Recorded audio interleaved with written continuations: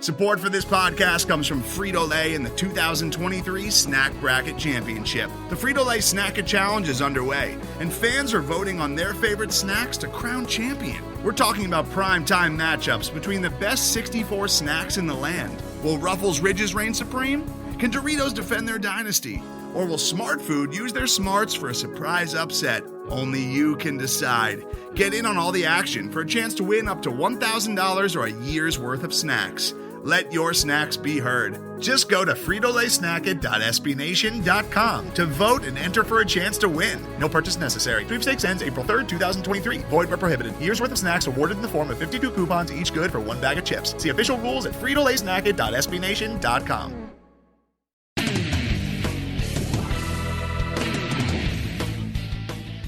What's happening tonight, fans? Welcome to the Black and Gold Banneret Podcast. My name is Jeff Sharon, along with Eric Lopez. Happy National Signing Day, Eric. Happy National Signing Day postmortem. I'm excited, though, for this episode, my friend. I'm excited.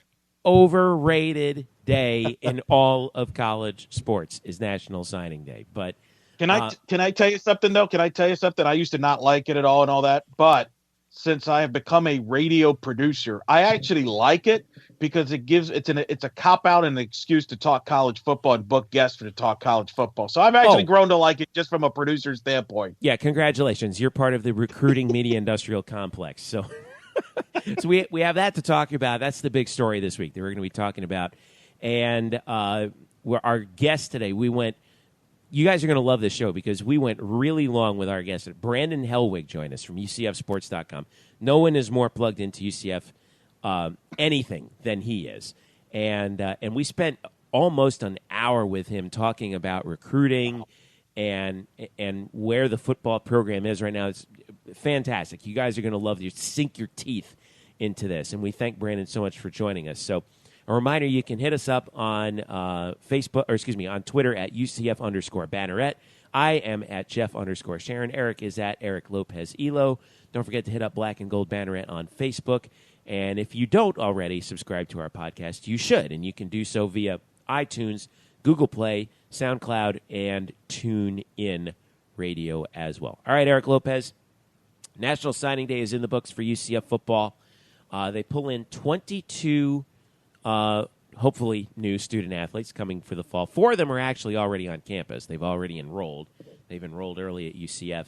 A couple quarterbacks in the mix. They were able to get a kid who actually, a wide receiver who at one point was recruited to, was committed at one point to USC. I'm actually pulling up the class right now, but we're going to ask Brandon about this more in depth in a second. But UCF shored up the defensive side of the ball. They got 5 linebackers. They got 3 offensive linemen, all of whom are over 6'4". 2 of them are 6'6", and over 300 pounds. They got linebackers all over the place. TJ Pitts, a kid who's 6'1", 250, who's really big. A couple tall defensive ends, Stephon Zayas of Fort Lauderdale and Jeremiah Zio from St. Petersburg, who are both 6'6" and 6'8", respectively. Gabriel Davis was one local highlight, wide receiver from Seminole. He's 6'3". He's huge. The 2 quarterbacks I mentioned are Daryl Mack from Norfolk, Virginia, who's 6'3", 215. He can run and throw, as can the other quarterback, 6'2", 184 from Wahoo, Nebraska. That's Noah Vedral. Bentavious Thompson was a big get, a running back from Miami, but the headlines are made by running back Cordarian Richardson, who signed actually, we're recording this on Thursday, February 2nd, Groundhog Day. Wednesday was National Signing Day. He signed with UCF today in a bizarre situation where he initially got together with Bleacher Report to record a video where he released like a weather balloon off into like the stratosphere that supposedly was, and the video was edited so that he was recruited, or that he was going to sign with Maryland on National Signing Day on Wednesday. Then he shows up at the press conference. There's a Rutgers hat, and then he decides, I'm not going to commit today. And then today, UCF gets his letter of intent. He's 6'4". He's a big kid, 6 feet tall even, 240 pounds out of Memphis, Tennessee. So here's Scott Frost at the press conference talking about the class overall. Today was pretty much on par with what we expected.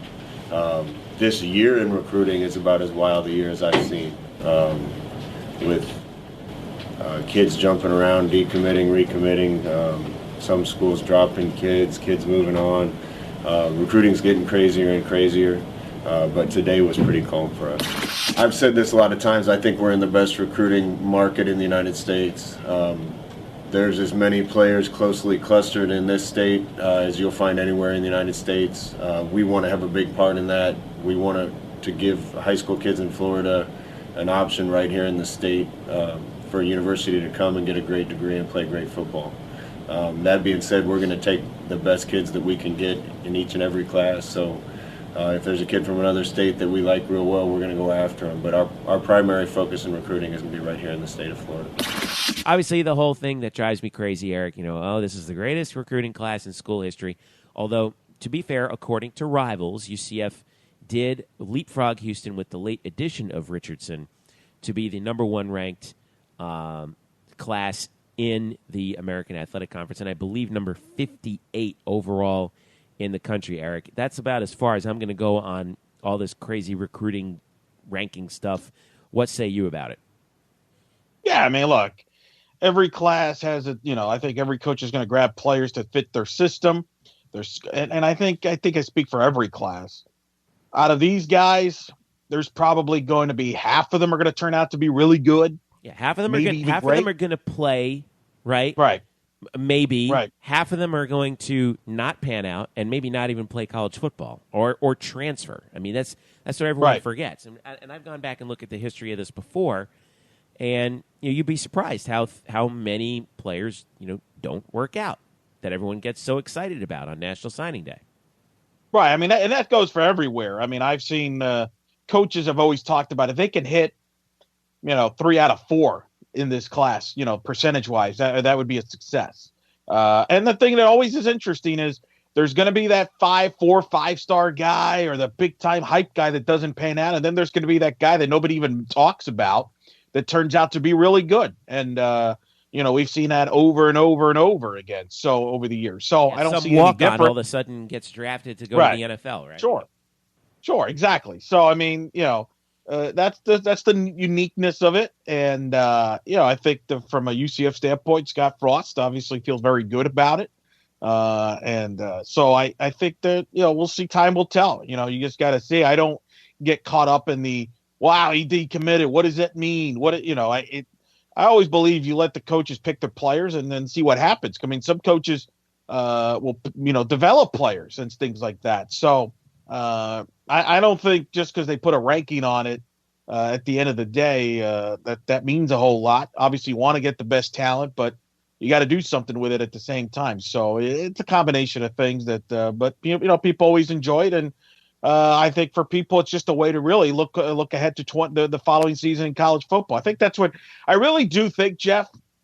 What I've kind of wrapped them around it is that signing day is kind of like the NFL draft.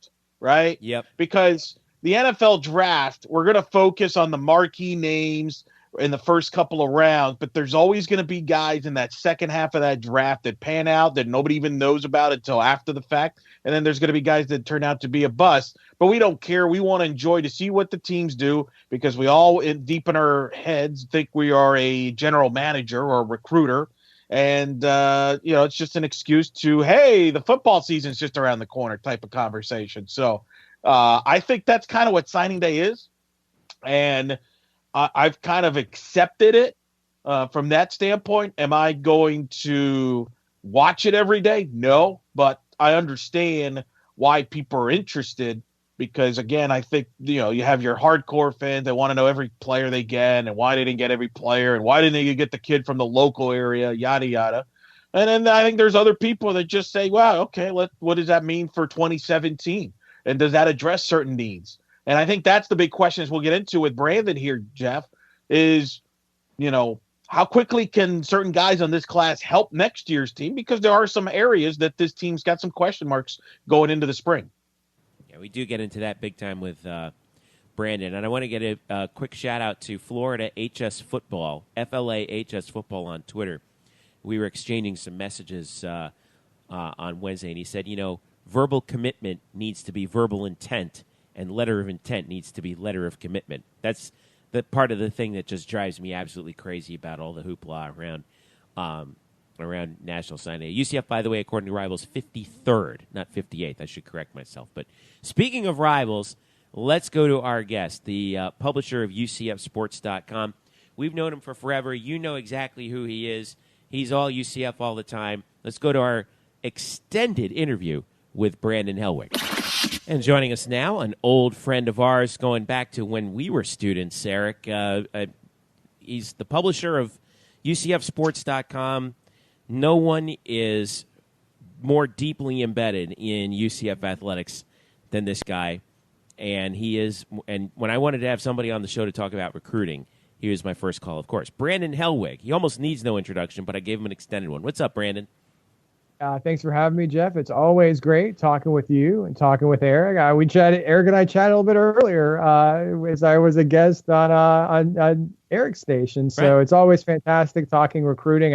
I know, Jeff, you kind of make it known that you're not the biggest fan of recruiting or the biggest aficionado, at least not until they actually sign. So I know you kind of got to cover the topic, and I'm glad to do whatever I can to assist. That's exactly why we have you on, because, like I said, I mean, and we've talked about this. Like the whole recruiting thing in National Signing Day drives me nuts, because I mean, I liked it when I was covering when I was working in Georgia. I always liked it from the kids' perspective, because National Signing Day we focus on college football, but there are thousands of kids who are signed on, and mainly Division I, obviously FBS, but there are thousands of kids who sign up to play at Presbyterian or Colorado School of Mines and stuff like that. And those are the ones that I like. But sometimes I feel like it just gets totally out of hand, and that gives us a perfect segue to actually what went down today regarding UCF's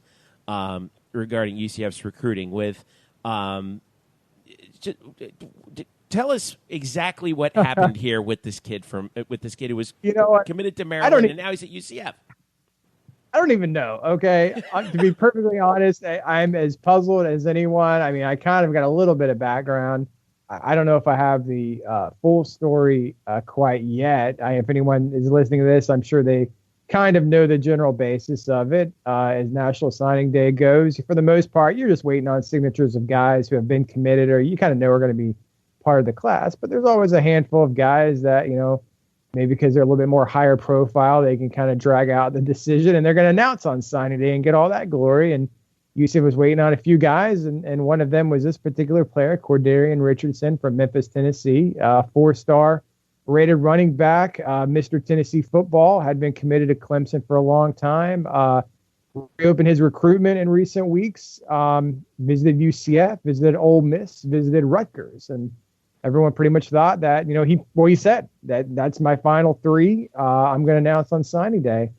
And so, everyone knew it was going to come around 10 o'clock. And now with social media these days, it's so much different in terms of, covering recruiting and announcements. The information flows instantly. So, a lot of the local Memphis media, they're down at his high school and thinking, well, it's going to, surface that way. But around that time, he, Bleacher Report, and Cordarian himself pushed live a video that was produced by Bleacher Report that was apparently recorded last week at his high school, and it was titled "Committed in Space." Right. He launched like a not a hot air balloon, but like a high altitude balloon. Yeah, kind of like that. Yeah. I called it a weather balloon. I didn't even know what it was. Yeah, that's kind of what it. Off in space, and then they kind of graphically dropped in Maryland's logo at the very end, and that was what went out, and everyone's like, "Oh, wow, he's going to Maryland." Well, then all of a sudden, a report comes out that that Richardson, at the press conference that you're talking about, there's a Rutgers hat on the table, and then all hell starts breaking loose. Yeah, and then everyone's asking him, what's up with Maryland, and he kind of gave some weird comments, and as far as we knew, he wasn't even, at least he didn't publicly disclose he was ever considering Maryland. As far as we know, he's never visited Maryland. And so it was really odd. He made a comment that he didn't have papers or something, and I assume that meant letter of intent. I mean, it's pretty easy now. You can just email a PDF and someone at the high school could print it up and they could sign it that way. But, I just kind of, life goes on. There's other stuff going on, other recruits deciding. UCF had their press conference in the afternoons. I was like, okay, just one of those crazy recruiting stories that you always remember, and kind of moved on from that. And, so it was kind of a long day yesterday. I was still sleeping, and my phone's going off because, one thing that I do as a reporter is, if you have got Twitter, you can turn on notifications. And that's an easy way to, not everyone wants to sit on Twitter every minute of every day, but there are certain people that when they tweet, my phone will, buzz with a little notification. I do it for all the UCF coaches, because a lot of times they'll kind of use that as their bat signal. If anyone, follows Twitter when they have a commitment coming in or something. And I use it a lot during recruiting.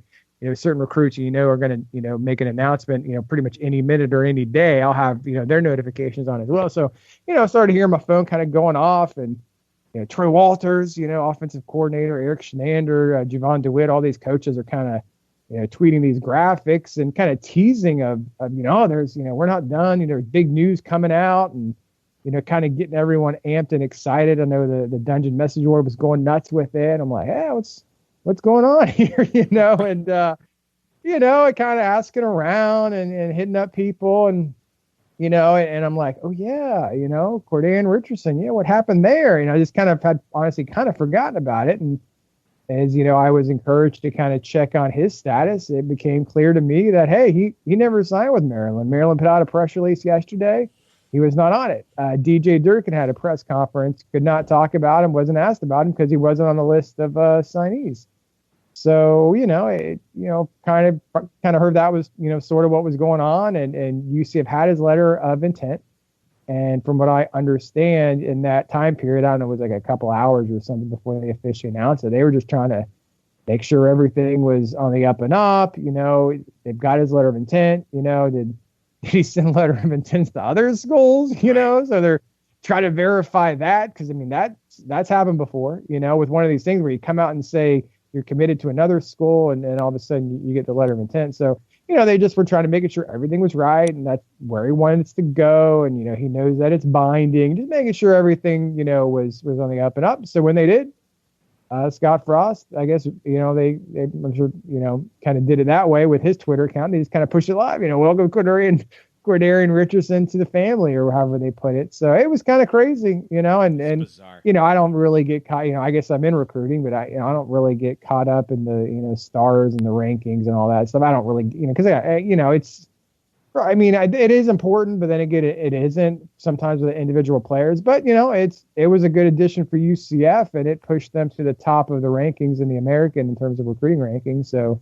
when it's all said and done, this could be the highest rated class, at least on paper. They got to prove it on the field, but it could be the highest rated class on paper that UCF will have ever had.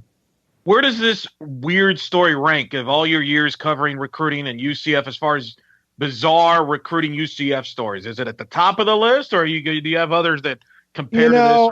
Or crazy? It's in the more recent social media era, I would say it is the top, because things have changed so much with social media, and from a recruiting standpoint, it's easy in some ways because it's easier to kind of track what schools are doing. It's easier to establish rapport with recruits. It's easy to get a hold of recruits.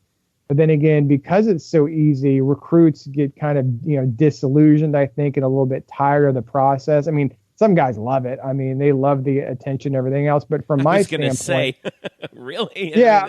From my standpoint, for what I do, I love being able to talk to guys. I want to talk to guys on the phone. I want to interview guys.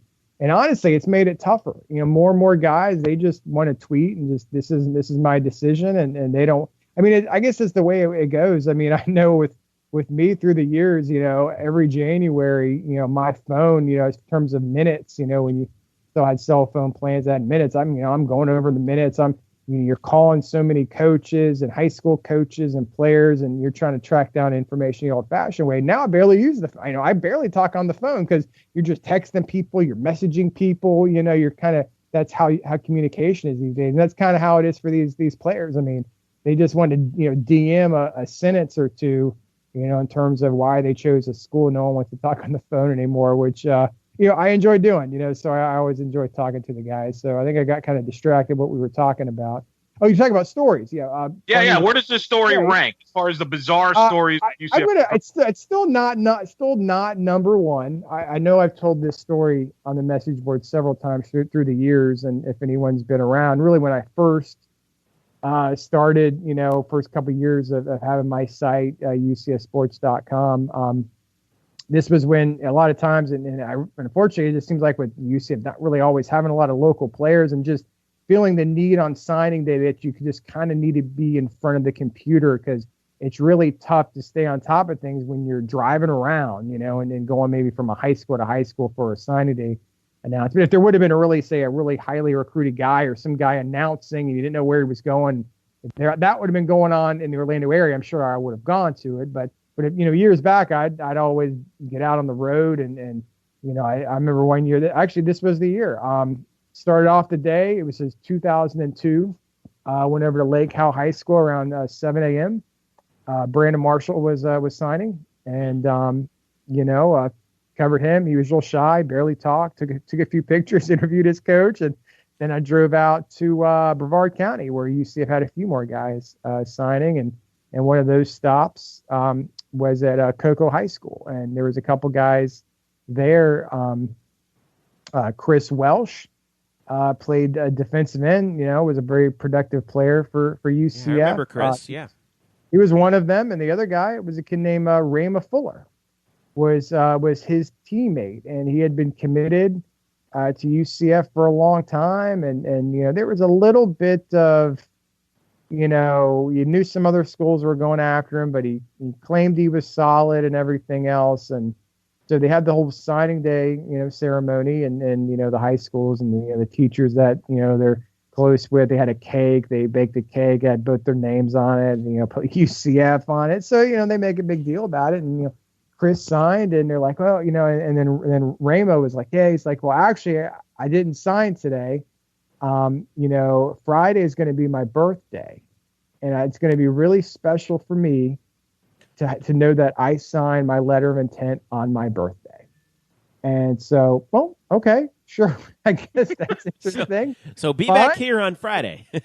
Right. I wasn't going to come back, but I mean, he had his UCF hat on and, took photos of him because, back then it was, think about how things have changed in a short period of time. It wasn't so easy to get photos, of guys, and you had to take them yourself. Digital cameras were fairly new. Really, as far as, a lot of people having them in their hands. So, you're taking pictures of the guys and doing that. And he's posing like he's a future knight and, all this other stuff. And as it turns out, what had happened is he got an offer from UConn. It came out later on, I believe that morning or maybe the previous night. And, back then, maybe it wasn't as easy to transmit paperwork like it is now. You just send a PDF. I'm not sure when the PDF. I mean, I think they had that back then, but I don't know what it was. What if they did? They had to overnight original copies. So they probably faxed it to him. I don't know. They had to have original reference. So they were overnighting the letter of intent, and they were overnighting it maybe on signing day, so he wasn't going to get it till maybe that Thursday or so.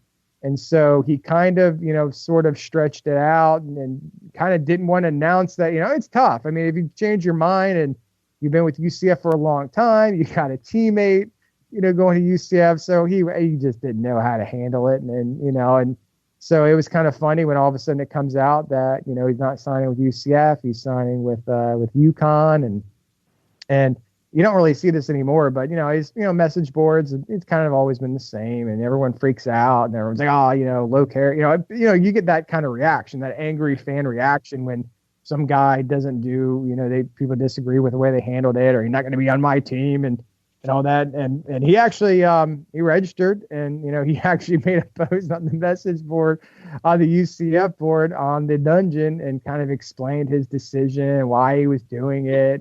That kind of was, one of those things on the message board, which, I wish I would have saved the post and the responses to it. But I mean, most people kind of, just kind of wished him well and all that stuff. And he had a pretty good career and, got his degree from UConn and, so yeah, I wish him well and everything. But that was kind of crazy. One that I was kind of personally involved with because, I remember back then, I was leaving the high school and I was calling up one of the UCF coaches that, was going to be his position coach, was Coach Zoe, Lorenzo Constantini, who, came back and coached at UCF a few years ago. I'm like, and they were just they didn't know what was going on. And then I was kind of relaying the information back then to that coaching staff. I'm like, yeah, he didn't sign. He's not signing today. And they were like, what are you talking about? Like, he said he's signing on his birthday. And they were like, what? Like, they had no idea. So that always, for me, one of the first experiences I had, kind of covering recruiting, will always kind of stick out. But in the recent era of social media, this one was definitely crazy.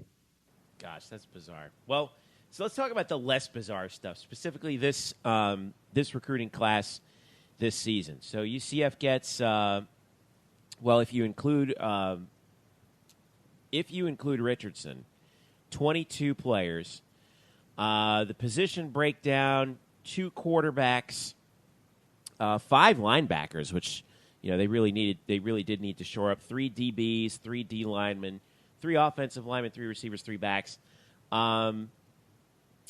We know that. I mean, obviously they had to shore up the linebacker position because that was really decimated this year. When you look at the total picture, are the coaches honestly, obviously they all say this is the greatest class in school history. Are they happy, or do they think that they that it could have been better? I think when it was all said and done, I think the coaching staff can be pretty happy. Could it have been better? Well, yeah, it could always be better. You go and look at some of the guys that UCF thought they had committed, and they were committed for a long time. But at the end of the day, we're lured away. There's a total. It's funny. There's a total of 6 guys who were committed, ended up at 3 different schools. 2 former commits ended up at Baylor. Right. That being DeMarco Artis and Justin Harris, both the defensive line prospects. 2 prospects ended up at Georgia Tech. That being safety Tariq Carpenter, defensive end Antoine Owens, and 2 players at Kentucky, offensive lineman Sebastian Dulcine and defensive or actually outside linebacker Chris Whitaker. So, those were some pretty good players, and they did kind of backfill, and they were able to kind of scramble and find some players late. But yeah, it could have been a little bit better. I mean, maybe in the case of a few of those guys, and kind of seeing how they conducted themselves through the process. And they're young, and I'm not one to get overly dramatic about any of this, but I think sometimes guys, when they get attention and the whole social media world of wanting likes and retweets, and some of the stuff they did, and kind of joking around how they were going to decommit and flipping from their commit, I know it rubbed a lot of people the wrong way, and it really was something they shouldn't have done if they wanted to reconsider, which is fine, because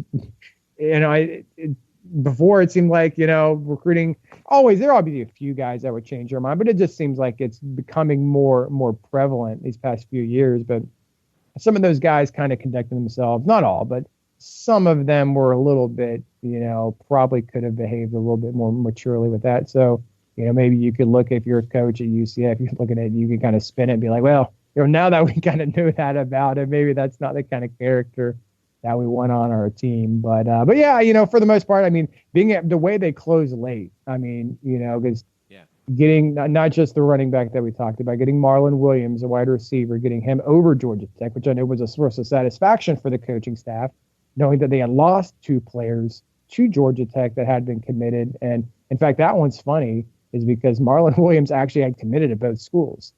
He had, I hate the term silent commitment, but he had been a silent commitment to UCF, and he had, after his visit, and he kept on saying he was silently committed to the coach. He said, oh, don't worry, coaches, I'm coming. And even said that before his Georgia Tech visit. But I kind of know how that goes. There's been tons of guys that you've heard through the years, oh, they're a silent commitment. But, if you don't put it out there, you can easily back out of it without any of the backlash. So I don't really take any of that at face value. But he went on his visit to Georgia Tech, talking about Marlon Williams from Mobile, Alabama, and he apparently committed to that staff this past Sunday, upon leaving Atlanta. And he actually, was kind of, for a while, I think was kind of playing both sides, and maybe just really wasn't sure what he wanted to do. And I guess on Monday and Tuesday kind of, figured out, well, where do I really want to go? I do want to go to UCF, and kind of committed little bit of a surprise. We thought he was going to announce on signing day. He announced on Tuesday night. So, getting him was big, and obviously the running back and some of these other guys that got laid. There was a linebacker from Bartow, L.J. Cummings, and Michigan State was in the mix there, and getting him and some of these other guys. So, yeah, for all things considered, I think they finished about as well as they could have. I don't know the academic. I'm not looking at their transcripts and their progress reports and their ACT, SAT scores. I really don't know any of that. There's a few guys I know need a little bit to improve a little bit in some areas, but then again, there were some whispers of some guys last year, and they were fine. They did what they needed to do, and they're here, and a lot of them played big roles this past season. So, we won't know for sure, until June, when Summer B starts. But as long as these guys enroll, I think it's a pretty good class. I look at those. You are very good. Eric, go ahead. Well, I just wanted to, being Brandon, we've talked for years when we break down a class. Brandon's very good at dissecting the class and feeling that they address everything they needed, or was there something they left out? I mean, to some extent, you kind of foreshadowed a little bit the end of the O'Leary era, kind of some of the holes. I remember when we did this, you're like, boy, there was a couple years ago, they didn't really address the wide receivers like you thought they did. Other positions. Is there a position in this class that you're like, I'm surprised they didn't attack it as much, or things didn't work out like you thought? Or do you feel they addressed all the needs and maybe what's the strength of the class? Yeah, I just want, I'm not a coach. I don't know exactly what's going on every single day over there. But as anyone has watched UCF football this past year, if you had to name one position group that clearly was not up to snuff, it was the offensive line. And we knew that. We knew coming into this year, and as what we saw in 2015, it just wasn't a very good group. And, you're bringing a new system, and you just kind of, you don't know how quickly they can get that turned around. And, there's guys that are there now. Are they kind of capped out? Are they what they are? Can they improve, with another year? Are those guys going to get better? These guys who redshirted, they brought in some freshmen, obviously in the first class for Frost, guys who were freshmen these past year.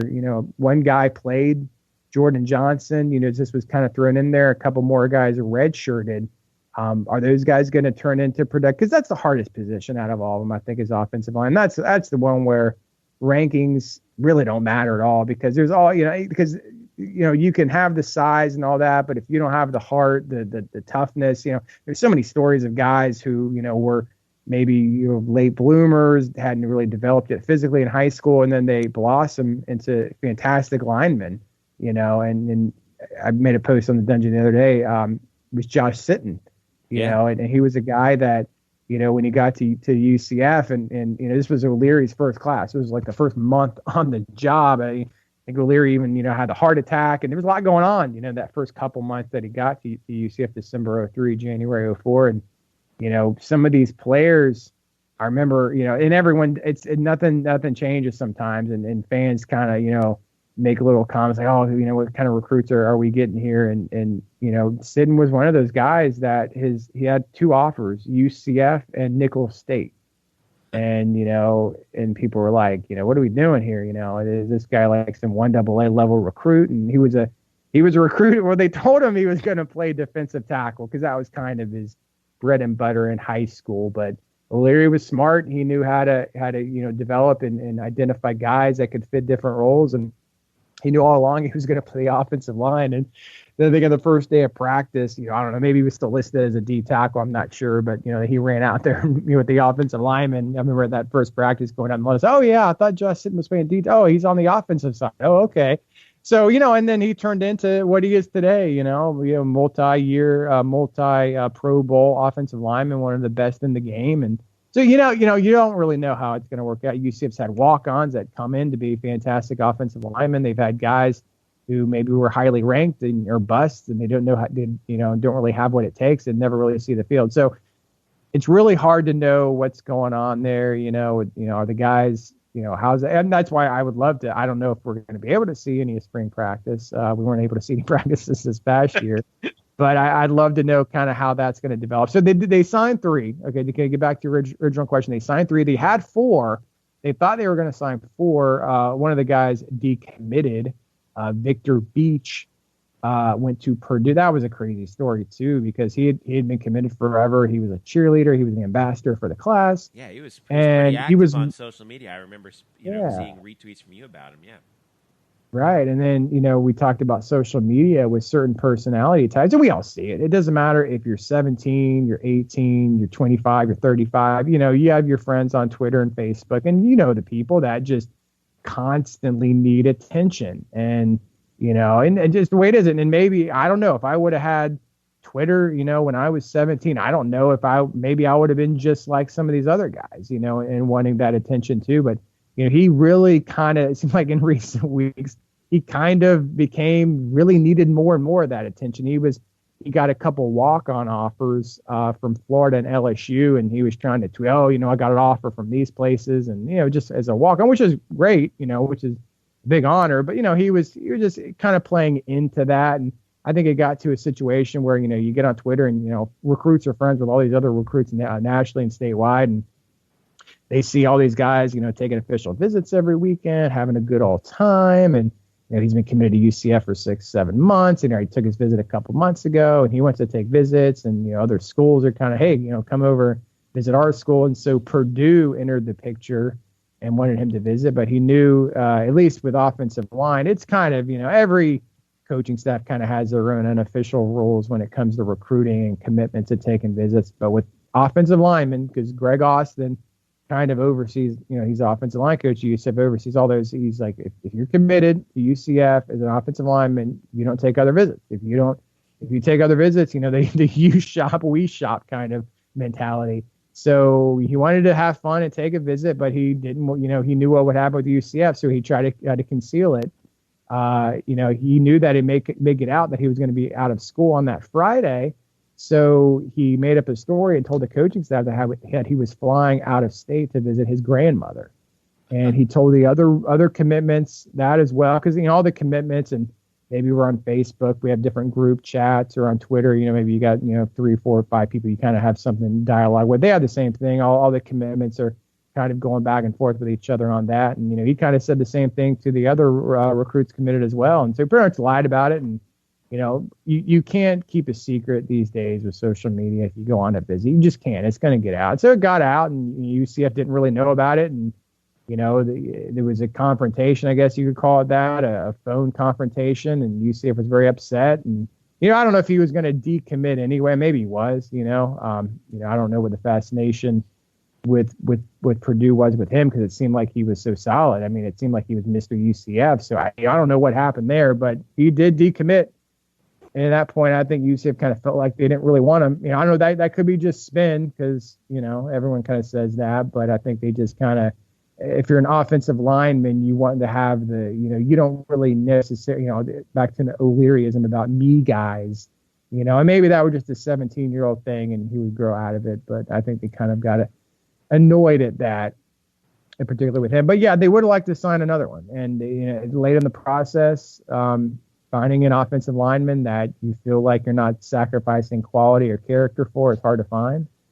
So I think they kind of, would have liked to sign another, we'll see, maybe a 5th-year transfer materializes, in the springtime. I don't know. I mean, there's been a few I know they've kind of checked in with. I don't know if those will happen. And there's a kid from USC looking to transfer for a 5th year. I am not sure how interested he is. He's going to have a lot of interest from other schools. So that might be one area they maybe undersigned in, and that just got to get better. And before, you can have the best running backs, quarterbacks, whatever, but as we saw, if the offensive line can't block, you're going to be in for a struggle.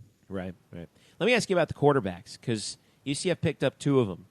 And they're both bigger kids. They really wanted this kid, Daryl Mack, from the Tidewater, Virginia area. He's 6'3", 215. And then Scott Frost also pulled in Noah Vedral, who's 6'2", 184 he's out of Nebraska. And apparently he and his family, when Scott Frost and his family go back a ways. But with signing 2 quarterbacks, especially guys who are 6'3" and 6'2", for this offense, is that their way of keeping Mackenzie Milton honest? Are those guys going to threaten for the job? Well, I mean, if I don't know who else will, if you look at the depth chart, I mean, there's nobody there. else I mean, left. you've got, I mean, in springtime's going to be interesting. You've got Mackenzie Milton, you've got Pete DeNovo coming back for a fifth year, and I think Pete brings a lot to the table in terms of his knowledge of the system and in the meeting rooms and in the practice fields and all that. To me, he'll kind of be that Nick Patty that UCF had last year, just that guy to kind of, tutor the younger quarterbacks because he knows exactly what he's doing. But I don't think he's going to be challenging for the starting job, It's kind of like Frank Reich back there, right? Like he's going to be the backup. Yeah, I mean, you're third stringers, but he has a valuable role. He still's got a valuable role. He may not be, challenging for the starting job. So, but that's it. I mean, as far as scholarship quarterbacks, it's Mackenzie Milton, it's Pete DeNovo, and it's these two recruits that are coming in, and they won't be here till late June. So, with the nature of this offense, and we saw Mackenzie was hobbled at times with injuries this past year, missed some games, and I don't think he was ever 100%. Later on in the year. And quarterbacks naturally are going to get, most of the praise when things go well, and they're going to get most of the blame when they don't go well. But he was never 100%. And, the jury is still out, as far as he goes and whether he's the quarterback of the future. I think he had some arm issues, some shoulder issues lingering. He got hurt as a senior in high school, and I think that had affected, if you kind of look at it, his throwing motion, I think kind of deteriorated as the season went on and everything else from the fatigue of the year. So, we really don't know, is obviously it's his job to lose. He's going to be the main guy this spring, but I think he's got a chance to be really challenged by one of these guys. And if there's one that seems maybe just I'm basing this on, how Frost was talking about him, how the coach is kind of talking about it. It does seem that if one is better positioned to compete early, it's the kid from Virginia, Darryl Mack. That really, to me, seems like the guy that they really had to have. And I think, as we talked about earlier, about guys who had decommitted, there was a quarterback from Dr. Phillips, Marvin Washington, and I think he maybe became a little bit disillusioned. He was the first to commit, and, as UCF continued to recruit quarterbacks, and obviously at one point had three of them committed, I think he kind of felt like, maybe he wasn't the number. I mean, everyone probably, you got to compete and earn it. But I think he got disillusioned a little bit, and I don't think UCF really minded because I think they got the one that they really felt like they needed to get in Darryl Mack. So it'll be interesting to see how quickly he can come in. And there, I mean, one of them's going to play. Right. It's the nature of this offense. I mean, you're going to run a lot as a quarterback. You're going to get hit. I mean, you're going at some point, even if it's not serious, I'm sure whoever the backup is going to play at some point. I can't see Mackenzie Milton able to take every snap in every single game. Something's going to happen. So, it'll be interesting to see how that battle unfolds. And they're still not where they should be depth wise. It's just, I don't know. It's really hard to recruit. I guess they could have recruited three, but it's really hard to load up on quarterbacks in 1 year. And, guys will obviously, when they're not playing, one of them is, obviously going to transfer out. So you kind of need to break it up a little bit, in terms of the different classes. So, I think you'd like to have five on scholarship, every single year. And I guess they'll go into it. I guess they'll have four this year when you include P. But yeah, there'll be a big need going ahead for future recruiting classes. Let's talk about the running back position. Forget even this late breaking ad, the breaking news with the late ad here. The sense I got is they were very happy with this running back class. Otis Anderson, obviously, is the name that everybody's familiar with his ties, of course, and so forth. But I've talked to people that have covered him in high school, and they think he's the real deal. To me, I mean, obviously, all the attention is going to be on the quarterback position, but I'm kind of excited to see what the competition is going to be at the running back position here coming in the spring. Yeah, and there's going to be a lot of people that can do things with the football. I mean, just talk about the freshmen who played last year. You got Johan Hamilton, you got Adrian Killens. There should still be a role, for guys like a Taj McGowan. I'm not, there's still C.J. Jones is on the team, and then you add these guys into the mix. Whatever, we don't have to worry about whether he gets here or not. He's already here. He's enrolled, as you mentioned, Otis Anderson.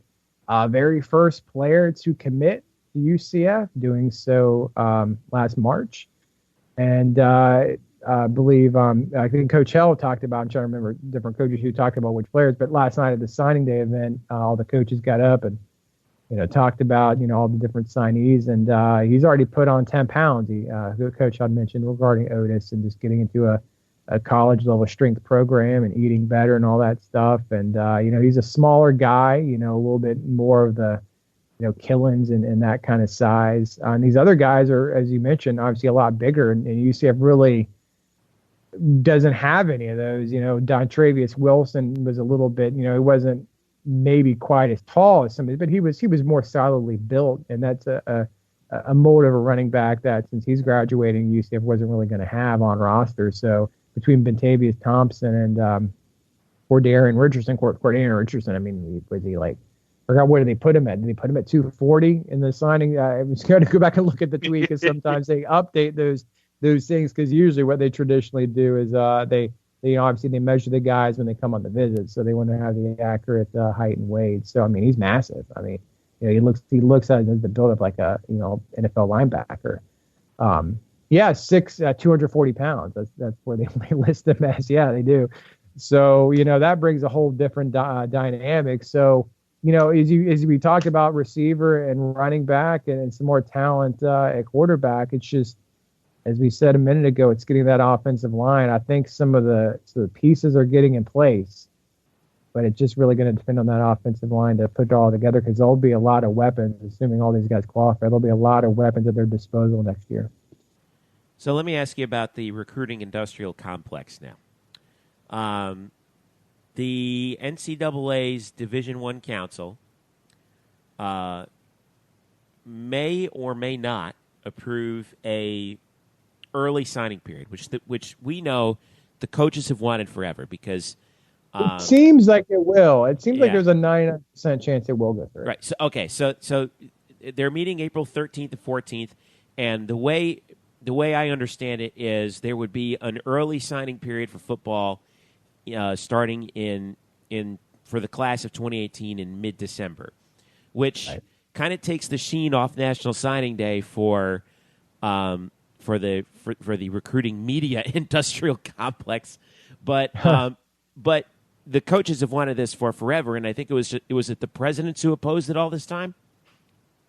Well, there were different coaches that usually I can't remember who that. I think the Urban Meyers and those kind of people had opposed it, but I mean, from what I read the last few months, I think everyone's come around. I mean, George was always in favor of it. I remember. Yeah. I mean, if you're a program like UCF, I think it can only help, because, you have to hold on to these guys, and some of these quote unquote, schools, and, I don't want to say bigger schools, but schools maybe in higher profile conferences come along late, and then you get a little bit frustrated. But there's a lot of questions of just what happens with recruiting, because, as I was sitting there yesterday in the press conference, I mentioned that Andy Seeley is in charge of UCF media relations. I'm like, what are you guys doing next year? This is the last, true signing day that we're going to have like this. Are you going to have a press conference in mid-December? I mean, that could be at a time where you're preparing for a bowl game. Are you just sort of, address it, in a smaller fashion, and then just kind of, wait till because the February date's not going away. That'll still be a date. It'll just be both. Right. And, I get the sense that, as far as schools, they'll still probably blow up that early February date. But some of the craziness of, late flips to different schools and stuff, I just think that's going to get moved up a little earlier. It'll be interesting, because UCF did have a few guys committed. Like, as I mentioned, these guys eventually decommitted, the Antoine Owens and Tariq Carpenter types. They kind of, during the season, I mean, they made it clear that they were still shopping around. So it'll be interesting. You get to a December, if you've got a guy who's already committed, it's kind of, are you going to sign or not, or you're going to get dropped. And so it'll be interesting. And that one thing that it kind of goes hand in hand with what you're talking about, there's a lot of things that are, I think, going to be approved. One of them is going to be the addition of a 10th assistant coach. Yeah, that's going to be big. And that also ties into recruiting as well. I think if you talk to Scott Frost, he's just going to have a full-time dedicated special teams coordinator. But I think for some other schools are talking about, when they see the early signing period, they're going to have this 10th coach, whatever title. I don't think they're going to call him Mr. Recruiting Coach or whatever he'll really be. They'll give him some other kind of title, but he'll have the flexibility to pay more attention to recruiting during the season, because this early signing period obviously comes right at the end of the season. And when the season's going on, I mean, for the most part, these coaches, they want to worry about recruiting a little bit during the spring, just because they're obviously going to be bringing in guys, juniors and seniors to be there and be coming in on visits during spring ball and all that stuff. So they're worried about it then. They really, in the summertime when they have camps, they want to at least kind of get the basis of their recruiting class going, get a bunch of commitments. But then when the season gets here, there's so much on their plate. They don't really have the time or really want to spend on these guys and, making them feel special. And then, with the bye week, UCF didn't even really have a bye week this past year. So, being able to travel and maybe visit high schools and go to games, I mean, that's kind of on the back burner. So some schools, undoubtedly, from what I hear, are going to have a coach where, hey, coach, you're that 10th coach. Don't really worry about being at practice. You're the assistant tight ends coach or something. Don't worry about the game plan. This week, why don't you just, this is where you're going. You need to check in with these guys, make sure these guys that we have committed are happy, and, visit these guys on Friday night. You can go to this game or so, just to kind of, be that recruiting presence, because, schools do have recruiting staffs, but these are guys who are in the office guys, because they're not a full-fledged assistant coach. They can't get out on the road and travel. So I think that'll be interesting. I think some of the SEC and some of those places where recruiting is just crazy. I think that 10th coach will kind of be that guy to kind of manage the recruiting, also in anticipation of, because that craziness, I think, is going to get pushed up. It's going to be just as crazy as it is before the December date as it is before the February date. Brandon, you've covered obviously a lot of these UCF signing classes. I know you went to Wednesday night to their signing day event. You've been going that for years. I'm just wondering, and it's hard to compare George O'Leary and Scott Frost in this early stage. They both recruit different type of players that have different schemes. But I was always a defender of George in his recruiting. I would always get in arguments where a certain person on this line, that wasn't you, Brandon, and other people that had issues with George's recruiting style, that, he didn't recruit in the state of Florida and this. And my philosophy is, as long as you get the best players that fit your system and you win, I don't care where they're from. I know it's early in Scott Frost's era, but how would you kind of compare how George handles the recruiting classes and recruits to Scott Frost's recruiting? And I thought about that because Sean Beckton was on Tuck and O'Neill, and he's worked for both, and he said they both were unique and had their own way of getting their own players. So is there that drastic of a difference between the two of them when it comes to just trying to find the best player that fits their system? As we talk about and comparing George O'Leary and Scott Frost, I mean, at first glance, people think they couldn't be any more different, but honestly, they're very similar. I think they both kind of view recruiting as a necessary evil of the job. They don't necessarily enjoy it, but they know it comes with the territory, and just kind of their mannerisms that are kind of coming out as you hear Frost more and more. He may not use some of the GOL-isms, talking about the me guys and social media, but his responses to questions about recruiting, and he talks about rankings, and they're very similar to what George O'Leary would have to say about it. Even when we talk about the events like last night at signing day show, he comes up and tells terrible jokes. I mean that, that's what it is. I mean, they're terrible jokes. They're just like George O'Leary jokes. Okay.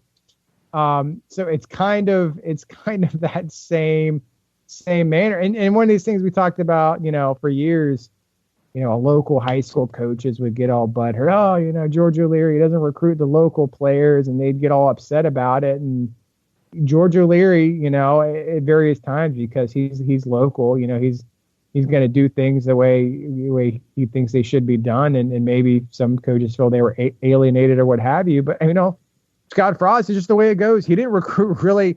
He didn't really end up, not to say he didn't recruit. He only ended up with one local player, which is the way it is. It's not like he was trying to, not recruit Orlando. And, he tried to get more players than just Gabe Davis, who's from Sanford Seminole High School. But it's kind of funny. I feel like if George O'Leary was still here and they only signed one local player, somebody somewhere would be, bring that against George, as they always did, about recruiting the local players. It's just, you find the players where you can find them. And, Most of them from Florida. A couple late guys ended up from Alabama. Got a guy from Pittsburgh, Pennsylvania. Maybe the Georgia influence maybe isn't there like it was with UCF a few years ago. But honestly, I think both coaches are very, very, very similar. Frost is going to be a little bit more laid back, not quite as intense, in certain aspects, obviously, as George was. More of a, I don't want to say a player's coach, but more in tune with players' needs today, which I think George was kind of struggling with as millennials, or I guess these recruits are incoming players. I don't know if they changed the terminology of generations yet with these guys who are now going to be born in the late 90s, but just kind of the changing personalities or players that, young guys are different today than they were 20 years ago.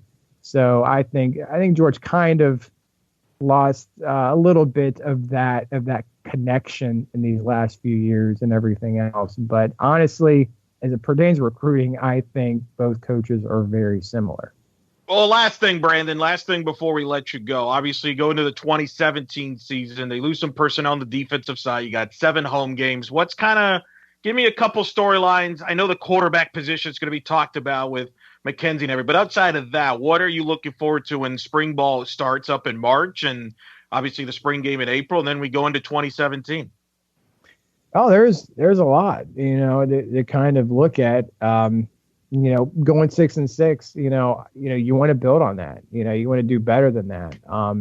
You have the offensive line needs to continue to improve. We already talked about that. On defense, you lose a lot of guys. I mean, that was the one thing that kept UCF really in a lot of games, and they won a lot of games because of their defense. But you lose your entire secondary. You lose a good portion of your linebackers. You do bring back your entire defensive line, which is great. But that's a big question mark, how are you going to replace those guys? I mean, there's been some guys waiting in the wings, some transfers, obviously these recruits coming in, can they come in and not really miss a beat? Is the offense going to have to maybe carry the defense at times? That seems like a bold statement considering that never really happened this past year, but can they make that kind of improvement to do so? So there's a lot of question marks there, even outside of the football field. With all the changes that the athletic department's doing with what they're calling the Rise and Conquer initiative, and overhauling the stadium, making the west side a club, and kind of doing some changes there, and student section, and that's been a big topic the last few weeks since it was announced. I'll be kind of curious to see how that goes with ticket sales and all that stuff, and the football schedule should be coming out soon. Should be coming out really any day, any week, the American schedule. So we'll kind of figure out how obviously the games are laid out. From what I understand, it could be a very front-heavy schedule for UCF in terms of home games, which will be interesting. From what I understand, we'll see if it happens. We already know what the non-conference schedule is, one of them being that marquee home game, I believe the third week against Georgia Tech, but there are 5 Saturdays in September, and from what I understand, 4 of them are going to be home games. So you said this has 7 home games, but they're going to get majority of the home schedule is going to be over and complete by the end of September. That second weekend right now is open, but from what I understand, that's going to be a conference game, and the rumblings through the grapevine is that's going to be a conference home game. I believe it's not happening now, but if you guys remember some of the rumors about potentially moving a game to the Citrus Bowl. Right. I believe that was going to be the weekend they were talking about. I believe it's against Memphis, but I mean, they could change course. Memphis, UConn, there's a few teams they could play that second week. From what I mean, like I said, it could change next week or whenever the schedule comes out. But from what the buzz is, UCF is prepared to have 4 of the first 5 weeks be at home. And so you could go into, and then you also know is the USF game is Thanksgiving weekend at home. So basically, that's you could have only 2 home games for the entire duration of October, and then all of November until that Thanksgiving, which is a home game. So it might be a weird layout, and wow. I'll be curious how that kind of works out, and how fans are with Friday night and Thursday night games and noon games, and we won't really know all that right away. Well, Brandon, what that tells me, too, is there could be some cold games in November. I mean, Temple's on the road. That could be in November. That could be a cold weather game. I mean, We'll forget the SMU game in 2013 when UCF clinched. That was an ice bowl. So that tells me there's a chance, there's a high probability they might get some cold games here in the back end too, which could hurt them. Yeah, exactly. So, even from, and we were talking about, the whole ticket sales, and when people look at the schedule, I'm like, oh, they got all these front loading. Yeah, I don't know. I'll be kind of curious to see if that impacts things at all. And just, just the way it is these days with, conferences, can pretty much control the scheduling, what days you play. I think one of the greatest things that has helped Orlando City, not to get too off topic, but for the most part, every game they play is Friday, Saturday, Sunday. For the most part, Friday, Saturday at night. It's hot. It's Florida. Most of the year it's going to be hot, and people like those primetime games. And for the most part, when people commit to a season ticket, they know when all the games are going to be. And you don't know that anymore. Sometimes you only find out 6 days in advance when the game's going to be. So, that's one thing to look at, non-football anyway, that I think we'll be talking about here in the next week or two when the schedule is finally released. Brandon Helwig. All right. Where can people find you? They can find me on my website, ucfsports.com. Been in existence since middle of 1999. So it's, for the most part, it's been where everyone has gathered to talk and discuss UCF sports. The message boards on the Dungeon, Twitter is UCF Sports. So anything UCF Sports on any account is pretty much connected to me. It is as close to a UCF-only social media platform that you can find anywhere. But much more than that, Brandon, you've been doing a fantastic job with it for years. And, I mean, I've known you – we both have known you since we were students, and you were not long after, you started the site and not long after you graduated from UCF. And it's just I'm so happy that we got you on the show for the very first time, and I hope we can have you on again sometime soon. It was a tremendous honor being on the show. And, I remember when I met both you guys, I'll never forget meeting Eric Lopez at the Clemson game in 2001 outside the stadium. And I don't remember the game, but I know I met you, Jeff, in the Citrus Bowl press box. It was right. It had to have been the fall of 2002 because I was doing play-by-play at that time with WNSC, and it was me, Matt Dunaway, and Matt Eitel.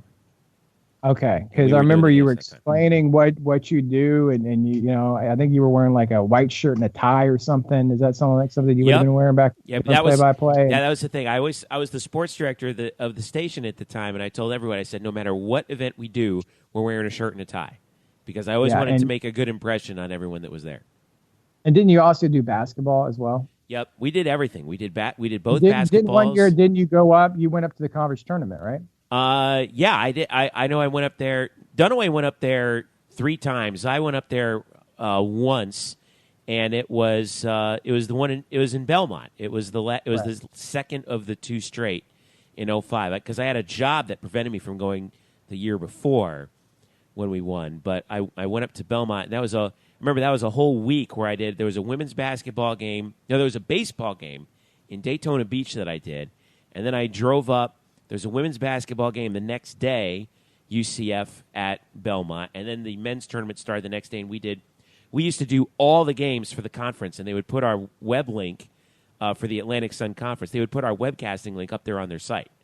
They were very excited about that, I remember, because they're like, wow, we got guys coming in and broadcasting these things. Because frankly, nobody cared about the Atlantic Sun, and they were so happy that you guys were pretty much doing it for free. Exactly. That's why they were happy, was because they weren't paying us a dime to do it. We were just so happy to do it. But that was fun, and it's led to, this here. And actually, yesterday I was actually at USF doing a game for the American Digital Network.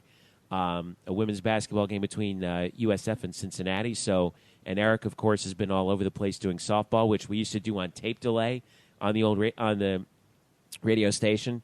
Well, I call it a radio station. It was Campus Cable Channel 21. That was the only way you could get it, unless you had the online feed through Shoutcast, which is a throwback in and of itself. But yeah, those are the days, man. And now we're doing this now. So look. I just love the fact. Now I know we've been talking way too long for your podcast, but this is fine. I love the fact that with guys growing up today, they don't really know anything but just easy communication, social media, whatever. But I kind of like the fact that that all of us kind of grew up in a world where for a while it was radio. I'd listen to some games only on the radio. I mean, that was the only way to listen to a game. I remember getting first on the internet and when I first, started following UCF, I was in high school, and there was a website, they had a chat room. And I remember what people used to do when UCF would play a road game on the radio and there'd be UCF fans that live in other states. It was literally a chat room where people would describe what they were listening to on the radio so people could follow a game. This was before I think they were calling it real audio or, whatever the technology. Real and all that. Yeah. Right. Right before that technology, I think if with UCF, the first year they had audio streaming was 98. But when I first started following UCF intently in 97, they didn't have that. So if you were living in Atlanta or some other city that was out of 740 radio, that was the only way you were following the game. If you were on the internet, other than, years before, just seeing the score scroll at the bottom, which if UCF was playing at a different level, 1AA, you probably weren't getting. Yeah, so I kind of like that fact. You can kind of have perspective of how the different technologies have evolved through the year. Because now it was amazing because last night, the signing day show, I'm listening to that, but I'm very interested in what's going on with UCF basketball at Houston. And so got the tablet. I have it propped up on a table. I'm watching the game, literally watching the game on a tablet while I'm listening to this. And I would have been mind boggling to explain that to somebody in 1997. So. No, you're right. And it's funny because the other day the UCF announced its baseball radio schedule. And that was always the thing I look forward to seeing is how many games would be on the radio. And I don't know if some people maybe take that for granted now because there's other ways you could follow the baseball broadcast and stuff like that. But I was like, wow, 32 games, this year and stuff like that. And it's whatever, every other game you could follow. We used to, stuff, so Eric, remember we used to look at it and find the games that 740 wasn't doing because those were the games that we would do when we were students. Yeah, when we were students, we were kind of holding our breath. We're like, oh, he picked that one. Oh, yeah. Oh, they got all the Stetson games. Dadgummit, that was a great. I love it. Hey, I love it. UCF and Stetson, they're playing again. Right? I think right now it's only one game. But when I talked to Coach Lovelady, the baseball coach, he's, with being in Florida, there's going to be weather. I mean, there's probably a good chance that there's going to be some rain out or something happens early on in the year. And if that happens, if it impacts UCF, it probably impacts the land. So if there's a game that needs to be made up, he said they're going to, if they can do it, they'll play Stetson, more than just once if that happens. We'll see if it does. I hope he does. Brandon. It's amazing, too, by the way. And it's amazing because Terry Rooney is not there and Pete Dunn's not there. Pete Dunn just retired in the fall. So we got new faces for that rivalry that's getting renewed. And that'll be an interesting plot as we get into the season. But certainly, it's always fun with the broadcast. It's funny now. I know kind of how the students feel because – they always come up to me, so what softball games are you not doing? And I'm like, well, I'm kind of doing the majority. So I'm sorry. We'll sorry, let you know. Guys. You're out of luck this time. Maybe next time. Brandon Helwig, UCFsports.com, UCF Sports on Twitter. Thanks again. We'll catch you. Hopefully I'll catch you at some basketball at some point, Brandon. But yeah, I will. I'll definitely see you soon. All right, Brandon. Thanks again. Thank you very much, guys. I had a blast. All right, stick around. The Black and Gold Banneret Podcast is back after this. Hello, Night Nation. This is Andrew Fegley. This is Trey Strelka with the UCF Nightline Podcast, the original, the #1 rated UCF sports podcast. You can follow us on Twitter and Facebook. On Twitter, it's UCF_Nightline and at www.ucfnightlinepodcast.com. Be sure to subscribe to us as well on iTunes, Stitcher, SoundCloud, and YouTube. And when you get sick of listening to these guys, make sure you look us up. Don't forget, that's the UCF Nightline Podcast. Go Knights! Charge on. Now, back to the Black and Gold Banneret Podcast. And welcome back to the Black and Gold Banneret Podcast. Jeff Sharon, Eric Lopez. Huge thanks, by the way, to Brandon Helwig for spending time with us. And I know that we kind of went into the weeds, but I wanted to really sink our teeth into that interview with Brandon because we got so in depth about not just the National Signing Day that UCF just had, but going back into the past about it, which is fun to talk about. And I think a lot of you guys, some of you older UCF fans will bring back some pretty good memories for you guys. Well, and the thing is, and let's give him his due here. When you talk about all these rival sites, War Chant for Florida State obviously comes to mind, and other sites for all the schools they usually have multiple people that work on the site. Well, Brandon's a one-man show, right? And he's done it for years. I've told him before. I'm convinced that there are actually triplets. And it's just they just keep it secret from all of us because it's impossible. Sure. He is everywhere. So, and he's. I mean, UCF fans always go to him when there's something that comes up. I mean, and that's the thing. I've known him for a long time. As he mentioned, we met at the UCF Clemson game, 2001. Yep. And that was my first ever UCF road game at the time. And, that Death Valley. And I got to talk to him. And, and over the years, I contributed to his site and helped him out with some of the non-football stuff and some football stuff too. And I've seen the behind-the-scenes stuff. But he's amazing, because when you think about the coverage of UCF, the Orlando Sentinel is kind of it's been kind of a revolving door of people that have covered UCF, going way back in the day to the late Jerry Green. Obviously, other people have covered it. Alan Schmotke, I believe, was covering UCF when you and I were in school. Yeah. Ileana Lamone. You had Paul Tenorio, now Shannon Owen Green. Craig I mean, Hightower. Sure. Thank you. Kai Hightower's been there. Yeah. So, I mean, there's been a revolving, but Brandon's been the constant, and he's seen this program grow.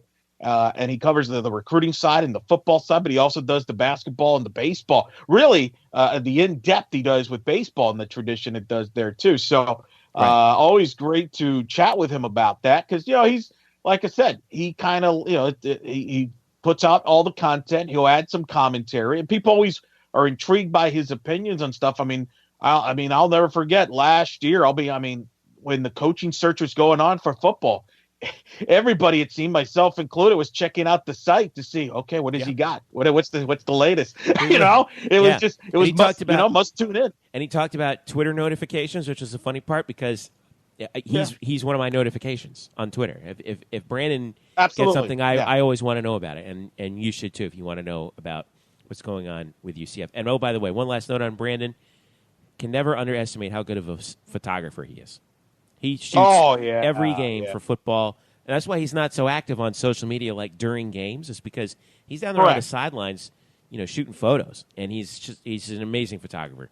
I wish I was as good as he was at that. So I wanted to give him. And he loves that. He loves doing that and enjoys that. And I've made this, and I've stated this, with the UCF Hall of Fame. I think down the road he needs to be in the UCF Hall of Fame, because because think about who, as in depth as he's covered that program. He's made a significance. I think he's gotten fans, I think, to follow the program. Yeah. He's helped that. And he's a UCF grad, just like us. And he's promoted the program and stuff like that. So, and not that he's, a fan of the program or as far as, but he covers the program as in depth as anybody has in this market, really. So that's not involved in UCF broadcasting. I want to clarify that. Obviously, Mark Daniels has covered the program for a long time, Jerry O'Neill, et cetera, but they're obviously on the broadcast side of things, whereas Brandon is not on the broadcast side. So he's the constant. Him and probably Pat Clark, now that I think about it, are probably the two longest tenured people that have covered UCF athletics, and Pat Clark, that are not involved on the broadcasting side. And Pat really is more of a football guy, and he's covered some of the basketball, baseball, but he doesn't do that as much, and definitely doesn't do it like Brandon does. So great to have him on. He's the go-to guy. Always learned a lot from him, and I think a true treasure, and always enjoy listening to what his thoughts are, because his opinion matters as much as anybody. So we've got one of the things that Brandon's obviously covering now that National Signing Day is done, and that we're covering right now, is, of course, basketball. And we got to talk about UCF men's basketball, Eric, because they are in a bit of a free fall right now. Knights have lost 4 in a row. Lost on Saturday at Tulsa by 11. And then we were talking about this road trip at Tulsa, at Houston on Wednesday night, and they lose by 18. So double-digit losses in their last 2 games. The Houston game, they just never they were down 2 at the half, but the second half, things just got way out of hand. Matt Williams had another great game, 26 points, 9 of 15 shooting, but Taco Fall did not. He was only 4 points on 2 of 4 shooting. Fouled out of the game. He got into foul trouble. B.J. Taylor kind of struggled from the field at 6 of 17. He finished with 19 points and 4 assists. UCF ended up shooting 36%, whereas Houston shot 53% from the field. Damian Dawson, we knew how good he would be. 31 points for Houston to go with 6 rebounds on 11 of 16 from the field. He had 7 threes. now we got to kind of step back and look at the big picture because this is a danger zone for UCF. Right now they stand at 14-8, and they're 500 in the conference at 5-5. I know they've defended the home court as they should, 10-2, but 3-5 on the road now. Are you as scared as I am right now? I don't know if scared is the word I would use. I mean, I'm not shocked. I mean, I've been saying we knew it would be tough. And I think you've seen it. I mean, the lack of depth when you don't have a lot of options. If certain guys don't play well on that given night, you're not going to win, especially at this level. I mean, look at the places they've played. Memphis, it's a tough place. Tulsa's a tough place to play. Houston, it's not easy to win in the conference on the road. And then, even the SMU game at home, that was a tight game we talked about last week. So not an easy part of the schedule. It's not going to get easier. They got Memphis coming into town on Saturday, but that's why, again, I mean, the flaws that we've talked about since October, when we've had Michael Dono on this show, we've had Taylor Young on this show, and they've said it. The concerns is the lack of depth, and would it catch up with this team? And that was my concern, and it has catched up with them a little bit. Matt Williams was great, but as you mentioned, other guys struggled, and that's the problem. There is when you don't have depth, if a guy is struggling, you don't have other options. You have to ride with them, and that's unfortunate here. So, it's tough. You would have liked them to maybe steal a road game or two, but didn't happen. And but again, it's not a shock if people just remember back to where the expectations were in October. I still would say if you would have told me where they're at right now in October, I still would take it. So you just got to get off hopefully they can find a way to get a win. And Memphis will be an interesting game. They had a real tight game up in Memphis, and Memphis won that close. So we'll see how they do now here in Orlando on Saturday. But look, it's a tough stretch. And I know it's frustrating at times to see, especially the Houston game. They got off to a pretty good start, but then as the second half it got away from them a little bit. They faded a little bit, and teams have made adjustments, and the travel too, Jeff. I mean, going to Tulsa. They played a Saturday game. I believe they didn't get out of Tulsa until Sunday. So now, and trust me, I've done that trip. I believe they have connecting flights. You don't just go a straight shot from Tulsa to Orlando. So that takes a day in itself. They probably got in Sunday late afternoon, evening, maybe Sunday. Now all of a sudden you got Monday, and then Tuesday you got to go out to Houston. That's not easy, Jeff. And that's something that's been addressed and talked about as far as the traveling issues with men's basketball in the past with flying commercial. And I don't know what the specifics are as far as flying, but I know that is still being worked on as far as being maybe trying to get a charter flight, stuff like that down the road and this year and all that stuff. But it does take its toll on people. And, that's unfortunately where we're at. But now they have a chance to come home and hopefully get a good crowd on Saturday and see if they can get off the schneid. And you feel like if they can just get off the schneid, maybe they can settle some things down. And to me, what it's been the goal and what I've said is hopefully be a postseason basketball team, which means, CBI or NIT, but they're going to have to turn some things around soon. 3 of the next 4 are at home, including a tailgate game on Saturday against Memphis too, Eric. So, and then they go to Cincinnati next Wednesday. So that's 2 critical games for UCF men's basketball. Women's basketball, on the other hand, they had a tough time up at Memphis on Saturday. They dropped another conference game there, 65-59 to the Tigers. The third quarter was where things kind of unraveled. UCF was actually up at the half, 30-23. But then things kind of came apart. They got outscored 21-10 in the third. Top scorers for UCF, 26 points for Zy Lewis on 9 of 19 shooting, 6 of 15 from beyond the arc. That's a lot of shot attempts from the outside. I know that's, I'm all for Zy shooting them, but, then again, that's not what Coach Abe wants to do. Aaliyah Gregory was 6 of 16 for 13 points.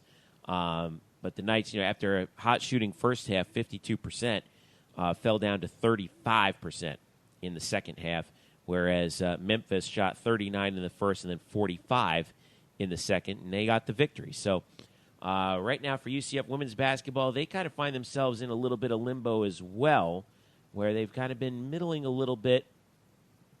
Right now, as we take a look at where UCF stands, 13-8 overall, but 3-5 in the conference.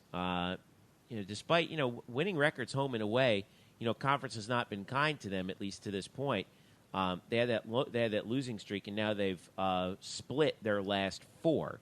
They have SMU coming up on Saturday, and that's a American Digital Network game that you can catch on the web on February 4th, this coming Saturday. So, and that's going to be another tough road game, Eric. But they're heading down a stretch right now where they have 4 out of 5 on the road, and that's not easy either. No, you're right. I mean, 4 out of 5 in the road, and as Coach Avis said, each team, each game, they kind of come out differently. And you mentioned Zai had the big game. Gregory was kind of held in check, and for them to be really good, they both have to be clicking, and they were not both clicking against Memphis. That had to be frustrating. Both games they played against Memphis this year came down to a couple of possessions, and Memphis came out on top. So now you're right; they're going to go on the road here, so they're going to be challenged and to remain kind of focused and not lose focus, which at times I know they've had issues with. So interesting to see how they handle the road environment here in the next 4 out of 5. Should be noted, both teams right now 7th in the American, respectively, and both women's and men's for UCF. Quick updates for you on tennis. Both the men and the women were in action at the USTA National Campus this past weekend, defeating Bethune-Cookman. Both by the way, both of them 7-0. Or actually, I don't actually. It doesn't say that they were played at the USTA National Campus, so I'll have to double check on that. But they defeat Bethune. Both teams defeat Bethune-Cookman to get victories over the weekend. Women's tennis is now 4-1. Men's tennis is also at 4-1. They have a Friday match coming up February 17th. They got some time off before they take on Tennessee Tech. The men do. The women, their next match is going to be against Florida A&M at the USTA National Campus. By the way, the Bethune matches were at the USTA National. Florida A&M this coming Friday, February 3rd at 1 p.m. So far, good starts for both tennis squads, right? That's right. John Roddick doing his magic on the men's side, and his hire at the women's side doing well, too. So far, so good. Yep, so far. All right, what do you got?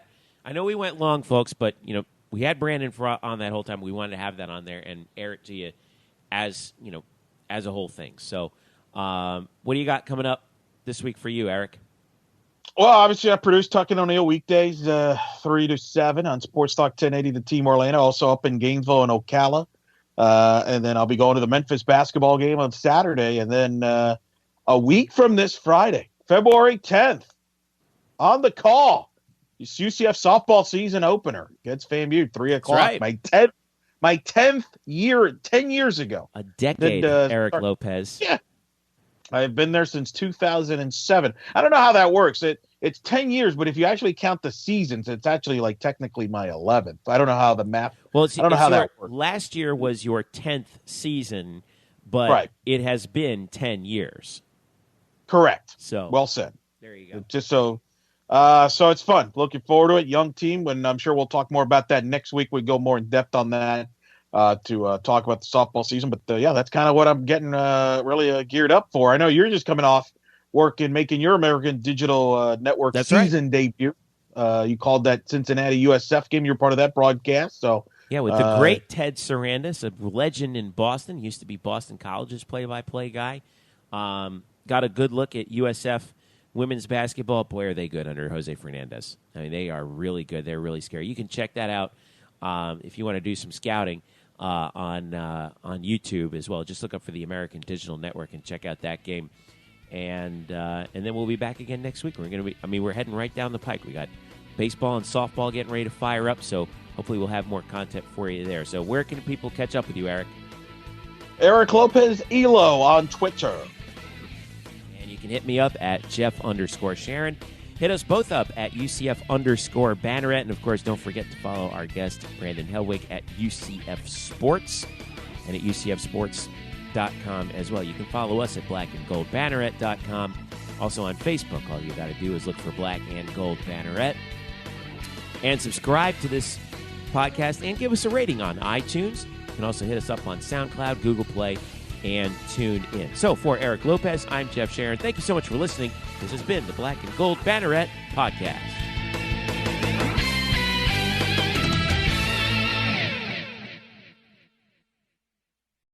Today's episode is brought to you by Cars.com.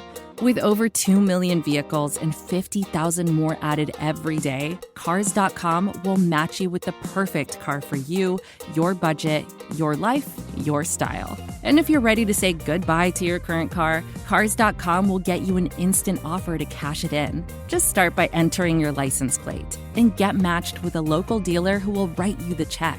So whether you're looking to buy or sell, just go to Cars.com. It's magical.